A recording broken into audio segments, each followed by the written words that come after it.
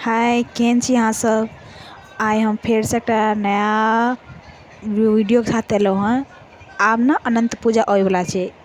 इहो अनंत पूजा छै से हमरा सबके तरफ एक लोकप्रिय पर्व मनायल जाइ छै से छै। तऽ एहि वीडियोमे हम देखायब अनंत पूजामे पूजा केना होइ छै एंड जे अनंत पूजा जे करै छथिन से पूजा केना करै छथिन। अनंत पूजामे ना मतलब घरे घरे नहि होइ छै, एके जगह होइ छै। जेना गाँवमे या फिर मोहल्लामे अगर एकटा घरमे होइ तऽ ओहे घरमे सब पूजा ओ करै छै। एहिमे जरूरी नहि रहै छै कि मतलब हर घरमे अलग अलग केनाइ ई पूजाके। तऽ समस्त मिथिलावासीके हमरा तरफसँ अनंत पूजाके बहुत बहुत शुभकामनाएँ। बहुत जल्दी आबैवला यऽ, एडवांसमे कऽ रहल छी कियाकि ओहि दिन हम थोड़ा सा आउट ऑफ टाउन रहब, ताहि दुआरे हम वीडियो पोस्ट नहि कऽ पाएब। ताहि दुआरे हम पहिलेसँ कऽ रहल छी। वीडियो जे छै पिछला सालके छै ई।